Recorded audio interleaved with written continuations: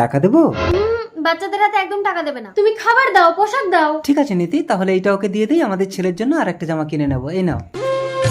আশ্চর্য, এতটুকু বাচ্চাকে লেখাপড়া না শিখিয়ে বাবা মা ভিক্ষা করতে পাঠিয়ে দিয়েছে। Sale sale sale. এসো নীতি, আমাদের ছেলের জন্য একটা জামা কিনে নেই। এটা কত দিদি? 200 টাকা। এই দাঁড়াও দাঁড়াও, এই জামাটাই তুমি ওই বাচ্চাটাকে দিয়েছিলে না? এই তো সেই বাচ্চাটা।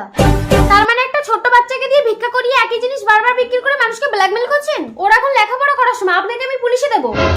ও দিদিমণি, ছোট লোকদের সাথে মুখ নাড়লে কি হয় জানেন তো? চলুন ফুটুন এখান থেকে। চলো নীতি। এখন আমি চলে যাচ্ছি, কিন্তু আমি পুলিশ নিয়ে আসবো। ছাড়ো না নীতি, কেন ফালতু ঝামেলায় নিজেকে জড়াচ্ছ? হ্যালো। এই তোর বউকে বলে দে বিষধর সাপের লেজে পা দিলে কিন্তু ছবল খাবে। এই তুই বিষধর সাপ হলে আমি ভয়ঙ্কর বেজি রে। হ্যালো হ্যালো, ফোনটা কেটে দিল। স্যার স্যার স্যার দাঁড়ান। কি হলো ম্যাডাম? আমি অনেকদিন ধরে বিষয়টা লুক আউট করছি, চলুন। আসুন। এই বাইরে আয়, একটা বাচ্চাকে দিয়ে ভিক্ষা করে একই জিনিস বারবার মানুষকে বিক্রি করছিস। স্যার আমরা তো চুরি করছি না, ভিক্ষা করে আয় করছি। ভিক্ষা করতে হয় আপনারা করুন, একটা ছোট্ট বাচ্চাকে দিয়ে ভিক্ষা করেছেন কেন? একটা বাচ্চাকে দিয়ে এইসব কাজ করানোর জন্য আমি তোমাদের কঠোর শাস্তির ব্যবস্থা করবো, চলো। তোমার কোনো চিন্তা নেই ছোট, তুমি আমাদের কাছে থাকবে, লেখাপড়া করবে। কি মজা।